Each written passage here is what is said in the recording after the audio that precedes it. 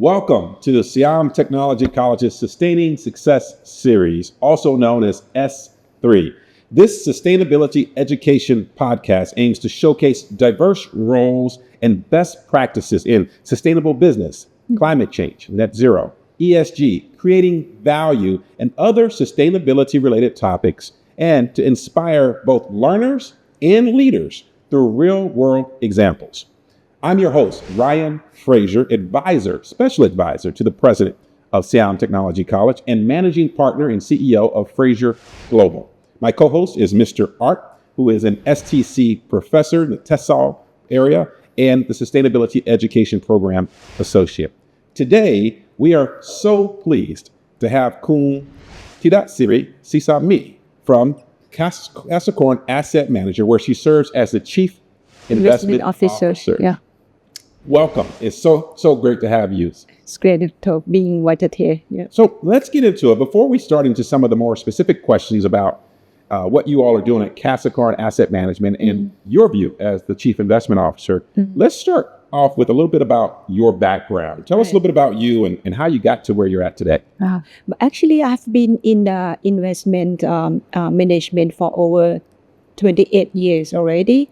I started my career in 1996. I'm not sure whether when did you in Thailand when you start your work or my work or the university? Yeah, I'm not sure whether when did you come to Thailand? I mean, since like 20 years ago. My very first visit was in 2011. Oh wow! Okay. I started my career similar to you back in 1997. All right, so maybe we are similar. Yeah. And that one in Thailand, I think if you remembered, we have like the crisis, the 𝗏𝗏 crisis in 1997. This is start of the global crisis as well. Yeah, that's the year that I started working. Yeah. Gotcha. And how did you get to? I mean, you went from there to Chief Investment Officer. So right. How did you get there? All right. I start my work career in asset management. It is called MFC Asset Management. It is the first asset management company in Thailand. Yeah. So I start my work there at the assistant fund manager.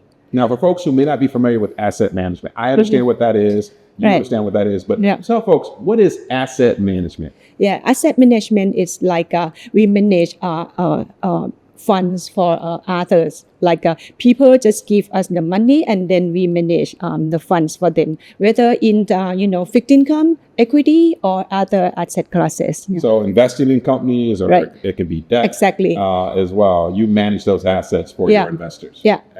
So we just put the money together and we manage it as a portfolio for retail investors. Now, to that series, obviously, it's financial asset management. Some people might say, "Oh, that's kind of boring." Like, well, what are you passionate about? Like, why did you choose this career field? Yeah, maybe at that time, like more than 30 years ago, I just want to be like the money manager. Like money making, it's quite a fascinating career, right? So that's why that inspired me to start at asset management. Okay. Now we talked about you're managing money for your investors and how you deploy those investments, and let's talk a little bit about ESG and environmental social governance. How do you? Well, I guess two questions. Why is it important in your view, and how do you incorporate it into your asset management? Yeah, I think ESG is important because, it is more than the compliance requirement now for the ESG. Because if you want to invest in anything and you want to have like a sustainable return in the long term, you need to integrate this ESG in your process. Yeah. Yeah. So what are you hearing, for instance, from investors as it relates to ESG risk and maybe opportunities? I think nowadays, for just overall investors or ordinary investors, they have like more awareness on ESG than earlier. I mean, like 10 years ago, I think the awareness on this topic is very low, right? They know that they know the financial return that whatever they invest, they want a return, but they don't link the ESG into that investment decision. Yeah. Man. So can you, again, for not everyone understands how you can integrate ESG. Can you give us an example of how you or your team, maybe it's just one specific example. Okay. How do you incorporate ESG into your investment decisions? Okay, sure.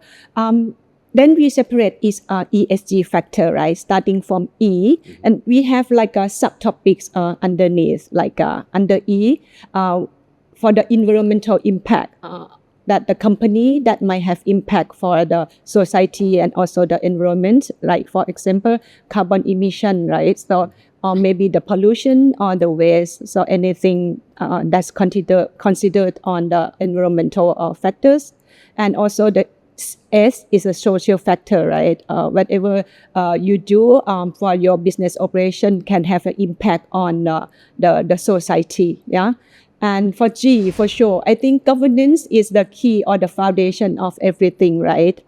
Does not necessarily mean that you have to have the tick box from the governments, but this is like the prerequisite one that you have the governments and in the corporate, right, in order to be a good company. Yeah. Right. I mean, I don't know, as you think about this from a student's perspective, what kind of resonates with you, or what do you kind of say, can you elaborate more on further if you think you were talking with some of the students here at STC?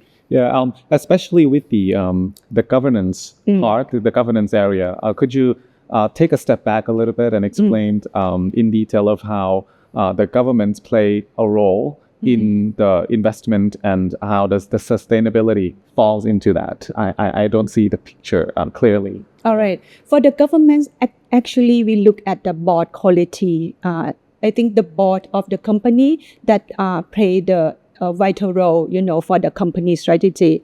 If the board pay, more attention to this governance strategy or the government issues, I mean, the business operation will be carried out in the good direction. So the board quality, meaning that you look at like the board experience, like the history of each board members, something like that. So you mean each board members would have to have some kind of experience in sustainability or some kind of training prior to? For nowadays, I think that in order for someone to be appointed board director, they have to pass like the board director program or something like that. So they know what to do or what cannot do, something like that, right? But their behavior and their actual, practice, that's also important as well. Yeah. So we have to look at their background as well. Yeah. Things like board member governance, right? Or I'm sorry, exactly. Independence, right? Like, is that the ratio of the board, the executive board, and also the independent board members also important as well. Right, because you want to know that they're making decisions in the best interest of the company. Right. And so oftentimes, everybody you hope does that. Yeah. But oftentimes when you have board independence, which is, again, a governance issue, ESG, it gives you a higher level of confidence that they are making decisions that are in the best interest of the company. Yeah. So, okay, go ahead. Yeah, since when does it become so important in terms of for the board members to incorporate the ESG? How long ago do you think it become like an influential factors for them? How long ago you mean that the experience of the board members, or? I mean, how long ago does the concept of ESG becomes important for these board? Okay, but if we apply in the Thai capital market or Thai market, right? Earlier, we don't really focus on the overall ESG, but the governance factor already, in the one factor that the market already incorporated. For the strategy of the fund strategy in Thailand, if we look like over 10 years ago, there was like the governance strategy, like Thai CG fund, something like that. That by looking at the CG, the company that have best CGs, and then we just pick those company to invest in the portfolio. Sorry, what does CG stands for? I'm saying corporate governance. Right. Okay. Okay, so let's keep the conversation moving. I want to talk a little bit about metrics that you all use or indicators What metrics or indicators do you find most effective for measuring the success of your ESG initiatives? This is quite difficult to answer. Actually, this is one the challenging as well in order to quantify on the outcome of the ESG, right? ESG outcome, it doesn't like the financial return, that you got measured like a year-on-year basis. But ESG performance, we have to look over 1 year is like a more on the longer term. And the time horizon under measurement, it's really depend whatever that from your perspective or your investor perspective. Yeah. Maybe the investor, they have like a shorter time horizon that they cannot wait, to see the financial performance, right? While ESG, it take a little bit longer time. So the challenging thing is that you need to balance between the two, between the ESG performance and also the financial performance. Yeah. Wow. So Yeah. Not That's great. sure whether answer your answer. I know it gives us a sense for sure to that series of that. Were you going to add more? Or no, you good? Okay, good. Sure. So great. So I want to transition to net zero. Talk a little bit about how you look at that. What role does renewable energy play in your company's kind of carbon reduction strategy? In your case, I guess how do you look at it in terms of financed emissions associated with your I guess your investment strategy? Sure. Okay, let me start with like a top-down picture, right? As you know, like Thailand net zero goals, it's like 2065, right? 15 years later than the global one, right? Okay, and if I look at NDC, National Determined Contribution, right? So they just set the portion of renewable energy to be like 74%. By 2050 in order to achieve just carbon neutrality. So you see that renewable energy play quite a vital role in terms of carbon reduction. Right. That's a top-down picture, right? Yeah. Can you maybe give us any examples of how carbon reduction project at your company? Okay, since our company is like investment management, right? The major part of our business is like the portfolio management. So now we have set a decarbonization strategy of our portfolio.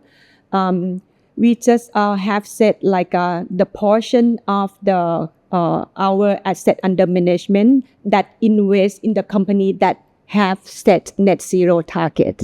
Yeah. So this is the pathway that we have set up to be able to achieve the net zero target in our portfolio AUM. Yeah. So you talked about, and not everybody's familiar with the acronym AUM as assets under management. So assets under management is AUM. By the way, what are your assets under management today? 1.5 trillion baht. Trillion? Yeah, baht? trillion. Yeah. That's a lot of baht. Yeah. So gosh, that's bigger than some cities that I know. Now, so that's a lot of money that you're managing. No. And obviously a part of that is you're making security selections and in terms of your investment. Are you talk to us a little bit about are you using certain types of technologies or certain maybe a scenario based analysis to help you in your selection criteria of what stocks or investments you're going to make? For now, in Thailand, I think the disclosure on the carbon emission is still limited, right? So we cannot just apply too complex methodology, for the Thai market. So I think the number of the carbon emission that the company disclosed, that is the first one that we can measure now. Yeah. But if you just look at our funds, we have one fund that just launched late last year. And also it is the Thai ESG fund. It's like the tax incentive one. I'm not sure whether you have bought some, in your quote, your budget. Yeah. And it is called KTNZ, Thai Target Net Zero things. Yeah. Okay. And as you know that the target net zero that we are trying to achieve like a temperature below that 1.5 degrees Celsius, right? Yeah. So this portfolio just have the methodology to just to have the implied portfolio temperature to be aligned with the Paris Agreement. Okay. Yeah. So now I would like us to kind of pivot and talk a little bit more about, some call it sustainable finance. We've already been touching on that in terms of you shared with us some insights on how you're already looking at integrating ESG considerations into your investment approach. But I'd like to kind of shift to, because you're in finance, to get your thoughts on the green, social, sustainable, and sustainability linked bonds. And so for folks who are out there who are like, what is that? Let me give you a quick explainer. It's debt. And it's the opportunity for either companies or corporation to issue debt so they can pay for infrastructure or other capital improvements. But it's also an opportunity for investors, asset managers to invest into those debt offerings for companies to do so. Sure. And so if it's a green bond, right, it's an environmental project that it may be some sort of a carbon capture or climate reduction. If it's a social bond, it has to do with people and improving society. It could be more parks or more community activities or something that addresses health and safety. If it's a sustainable bond, it means it's likely a combination of green and social bond. And those are all what we call use of proceeds bonds. I won't get into the details, but sustainability linked bonds are different. They're related, but they're different. So green, social, sustainable bonds, and then you have sustainability linked bonds. They are not a use of proceed bond. They're more of a revenue bond. And they aren't tied to a specific project, as you would see in green and social. They're more tied to sustainability performance. In other words, whatever the identified targets are around sustainability related issues, you have to meet those performance in order to continue to reap the benefits of the cost of capital or the coupon associated with that bond. I know it's a lot, but I would love to get, to that series, your thoughts, just generally talk to us about how you view the sustainable bond market as a chief investment officer. Yeah, I think sustainable bond market has been growing, but as a total of the fixed income market or bond markets in Thailand is still very, very, very small, right? And if I just look at the sustainability bond alone, the majority of the portion is issued by the government, not yet on the corporate bonds. There are some, but the majority portion are still the government bond issuance. Right. So growing, but still a lot of room to grow more sure. as more opportunities are out there for for investment and things like that. Exactly. Okay. Exactly. Well, let's talk a little bit more about the trends that you are seeing out there as a chief investment officer. What emerging trends do you see in the field of ESG, particularly in relation to the financial sector? In financial sector, you mean like on the regulations or? I would say regulations or what you're seeing happen more in the asset management world. Or both, what are the trends you're seeing as chief investment officer? For sure, I think for the last 5 years, I think the driver of the ESG or sustainability come from the regulators. They just issue like all the framework or requirement for the fund managers, to be in compliance. So that has led, the increasingly awareness for the fund management. Yeah. And, speaking of which, as it relates to the fund management, but also the ESG or sustainability, financially material sustainability reporting, are you all at Kasikorn Asset Management thinking about the new S1, S2 standards from IFRS yet? Actually, it haven't been, implemented yet, right? Yeah. I think it's 2027 is the expectation. Exactly. But, for folks who, they need time, right, to get ready so they can meet the... Only few companies comply with that on a voluntary basis, right? Yeah. So for folks who are out there thinking, what is that? So IFRS, the International Financial Reporting Standards Foundation, has issued new sustainable disclosure standards, financially material sustainable disclosure standards, and they are not required. They are voluntary, but a lot of jurisdictions around the world are starting to adopt them and encourage, if not require, companies to use those standards when reporting their sustainability performance as it relates to the financially material sustainability performance and how it could potentially impact both the companies, but more importantly, the investors in those companies. And so I was asking 𝗧𝐶 about that because as an asset manager, I know that has to be something that they're thinking about is at some point you're going to have to probably comply with those reporting standards. Yeah. But actually, we since we are the investor, right, for the IFRS 2, we have to rely on the corporate to implement it or comply with that as well, right? Right. Yeah. Absolutely. Yeah. That's for the start. Absolutely. And it's going to be a big deal in Thailand and in Europe and even in the U.S. at some point in the U.S. All right, what about your questions, Mr. Art?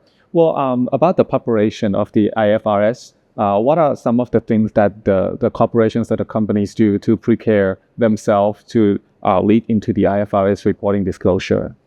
I think I mean in terms of the disclosure standard and the standardized on what the metrics what they can report. It's not that maybe that clear for them yet. I think Right. I want to ask this question tied to that because the standards not only about reporting, they can also be used for performance. And so as an investor yourself, what are the types of things that you look for in the companies that you invest in as it relates to sustainability?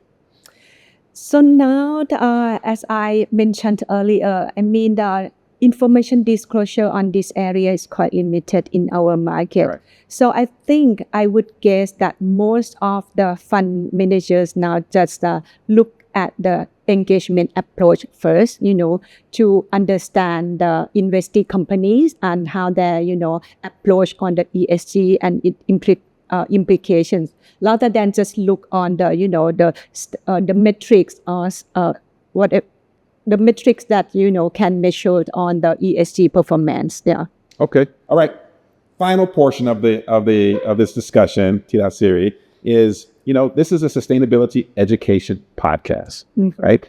Siam Technology College is a higher educational institution that seeks to educate young people, students, young professionals, even older professionals. Anybody can get educated at any time. But I want to focus on the advice that you have for young people, who, especially those, maybe they're young students or young professionals. They have an interest in finance. Yeah. They have an interest in sustainability. They care about the world. Yeah. And they love money. Okay. So that fits. Yeah. So what advice would you have for the student or young professional who's like, I love finance. I want to be in the field of finance, but I also want to make a difference in my work. What advice would you have for them? Yeah, sure. If you want to work in the financial industry, first thing first, you have to have the background of the financial ones, right? And that's the basic one or prerequisite one. But if you want to do like a sustainable finance or, in the sustainability area, firstly, you need to believe in ESG. And you believe that there is, the real world outcome for these ESG activities that should have impact to the real world. Yeah. Yeah. I don't know if you have any thoughts on that, Art, but you were talking earlier how you got your start some time ago. Yeah. And if knowing what you do today as a chief investment officer, is there any advice you would give yourself back then? Okay. If I can put example of myself and my background, like for 28 years, I haven't been in the sustainability, area specifically until lately, right? I start up my career as an equity fund manager. So I continue my equity investment as my specialist for most of my career path. Yeah. And then I think sustainability has been, in talks lately. I think it's important. We cannot treat sustainability as a specific issue. it can be blended with every area, whether financial or in the real sectors as well. Yeah, anything need to implement sustainability to make your business more on the sustainable term. Yes. Yeah. And absolutely. I mean, it's at some point, sustainability is just the way we do things. It's just the way we do business, and it doesn't matter if it's finance or if it's administrator or if it's an oil and gas operator. We all have to have a sustainability mindset. So right. But here's one question for you that I just thought of, and you're a leader at Kasikorn Asset Manager. We got a lot of students and young people who will be watching. Yeah. Can you talk to us about the type of jobs that you guys are hiring for in this space? Yeah, for our business is like investment management. So the job function is like either you want to be like a fund manager who manage the portfolio, right? Or you can be also the analyst as well. You do all the research thing. What I have said is like the portfolio manager also have to do the research as well themselves. Yeah, but there are some people that don't want to do like the portfolio management. They don't want to deal with the performance, on the daily basis and to be measured on every day. So they just choose to be like the researchers. Yeah. So that could be as well. Yeah, a lot of jobs. Any thoughts or questions, Mr. Art, before we wrap up? Well, are there a lot of demands? But last question, are there a lot of demands for researchers in this area? Yeah.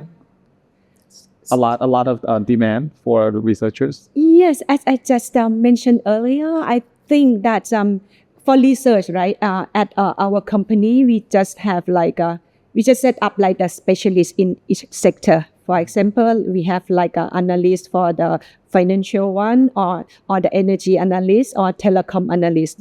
So most of analysts have to implement the sustainability in their financial forecast, and also the ESG assessment as well. Yeah. And the basic requirement is the master's degree or a bachelor's? Actually, it's apply the similar framework. Except like maybe you got a contact with the maturity, right, for each sector. Maybe we focus on different thing in each sector. Yeah. But the basic are similar. Yeah. It's so interesting. What I love about this discussion, and I think sometimes it's easy to lose sight of this, is that as we said earlier, sustainability and ESG, using ESG to measure progress, it crosses every industry. And if there's one important thing to take away from this conversation is that, this is the financial industry. As an investment manager, and one of the largest investment managers, if not the largest here in Thailand, you're one of the largest for sure. They are thinking about these types of factors, environmental, social, governance factors, and how they can drive more sustainable business that's good for our environment, that's good for people, and ultimately just the right thing to do. So with that, that's a wrap for another episode of S3, the Sustaining Success Series, Siam Technology College's Sustainability Education Podcast. I want to thank our guest, 𝗏𝐿 for joining us. I want to, on behalf of myself, your host, Ryan Frazier, and my co-host, Mr. Art, thank you so much for joining us. Thank you very much. Best to all of you, and we'll see you next time.